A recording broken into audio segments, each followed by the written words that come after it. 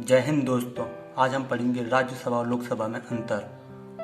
राज्यसभा उच्च सदन कहलाती है, लोकसभा निम्न सदन कहलाती है। राज्यसभा को राज्यों की परिषद और लोकसभा को आम जनता का सदन भी कहते हैं। राज्यसभा की संरचना अनुच्छेद 80 में है, लोकसभा की संरचना अनुच्छेद 81 में है। राज्यसभा को स्थायी सदन और लोकसभा को अस्थायी सदन भी कहते हैं। राज्यसभा के सदस्यों का कार्यकाल 6 वर्ष और लोकसभा के सदस्यों का कार्यकाल 5 वर्ष होता है। राज्यसभा के सदस्यों की न्यूनतम आयु 30 वर्ष और लोकसभा के सदस्यों की न्यूनतम आयु 25 वर्ष होती है। राज्यसभा के अध्यक्ष सभापति होते हैं, यानी कि उपराष्ट्रपति। लोकसभा के अध्यक्ष स्पीकर या लोकसभा अध्यक्ष होते हैं। राज्यसभा के अध्यक्ष को शपथ राष्ट्रपति दिलाते हैं, लोकसभा के अध्यक्ष को कोई शपथ नहीं होती। राज्यसभा के अध्यक्ष अपना त्यागपत्र राष्ट्रपति को देते हैं और लोकसभा के अध्यक्ष अपना त्यागपत्र उपाध्यक्ष को देते हैं। राज्यसभा और लोकसभा के महत्वपूर्ण बिंदु। राज्यसभा इसके सदस्यों को राज्य विधानसभा के निर्वाचित सदस्यों द्वारा चुने जाते हैं। लोकसभा इसके सदस्य आम जनता द्वारा वयस्क मतदान की प्रक्रिया के तहत चुने जाते हैं। राज्यसभा एक स्थायी सदन जिसे कभी कोई भंग नहीं कर सकता। प्रत्येक 2 वर्ष पश्चात 1/3 सदस्य अवकाश ग्रहण कर लेते हैं तथा उतने ही नवनिर्वाचित हो जाते हैं। लोकसभा एक अस्थायी सदन है जिसे राष्ट्रपति प्रधानमंत्री की सिफारिश पर भंग कर सकते हैं, अनुच्छेद 85 के अनुसार। राज्यसभा के सदस्यों की अधिक से अधिक संख्या 250 हो सकती है। वर्तमान में सदस्य संख्या 245 है, जिनमें से 233 राज्यों से और 12 राष्ट्रपति मनोनीत करते हैं। लोकसभा में इसके सदस्यों की अधिकतम संख्या 552 हो सकती है। वर्तमान में 545 है, जिनमें से 523 सदस्य राज्यों से, 12 केंद्र शासित प्रदेशों से, 2 आंग्ल भारतीय की नियुक्ति राष्ट्रपति करते हैं। लोकसभा में राष्ट्रपति। राज्यसभा में राष्ट्रपति इस सदन में कला, साहित्य, विज्ञान, समाज सेवा या सहकारिता से संबंधित 12 सदस्यों को मनोनीत कर सकते हैं। लोकसभा में राष्ट्रपति 2 आंग्ल भारतीय सदस्यों को मनोनीत कर सकते हैं, अनुच्छेद 331 के अनुसार।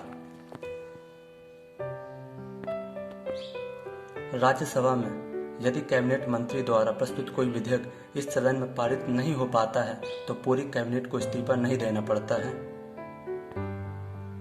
लोकसभा में यदि कैबिनेट मंत्री द्वारा प्रस्तुत कोई विधेयक इस सदन में प्रस्तुत नहीं हो पाता है तो पूरी कैबिनेट को इस्तीफा देना पड़ता है। राज्यसभा की बैठकों की अध्यक्षता उपराष्ट्रपति करते हैं।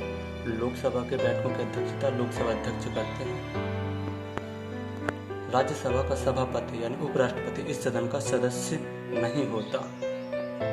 भारत का उपराष्ट्रपति ही राज्यसभा का प्रधान सभापति होता है। उपसभापति इसका सदस्य होता है तथा राज्यसभा के सदस्य ही इसका निर्वाचन करते हैं। लोकसभा के अध्यक्ष तथा उपाध्यक्ष इसके सदस्य होते हैं तथा इसका चुनाव सदन के सदस्यों द्वारा किया जाता है। राज्यसभा में केंद्रीय मंत्रिपरिषद सामूहिक रूप से राज्यसभा के प्रति उत्तरदायी नहीं होती। केंद्रीय मंत्रिपरिषद सामूहिक रूप से लोकसभा के प्रति उत्तरदायी होती है। धन विधेयक के संबंध में राज्यसभा को अधिक शक्तियां प्राप्त नहीं हैं। इसे केवल सिफारिश करने का अधिकार है। इसके लिए उसे 14 दिन का समय मिलता है। यदि इस समय में विधेयक वापस नहीं किया जाता तो उसे पारित समझा जाता है। धन विधेयक को केवल लोकसभा में ही पेश किया जाता है और यह सदन देश में शासन चलाने हेतु आवंटित करता है।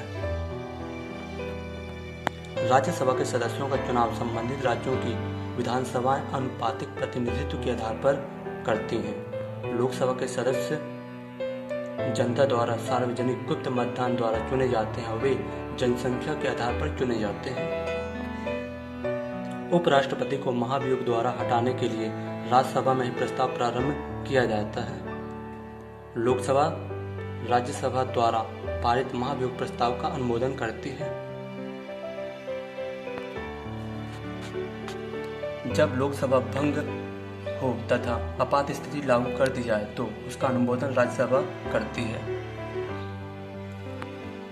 केवल राज्यसभा को राज्यसभा में उपस्थित तथा मतदान देने वाले सदस्यों के कम से कम 2/3 सदस्यों के बहुमत से अखिल भारतीय सेवाओं का सृजन करने का अधिकार है अनुच्छेद 312 के अनुसार। लोकसभा को अखिल भारतीय सेवाओं के सृजन का अधिकार नहीं है। जय हिंद दोस्तों।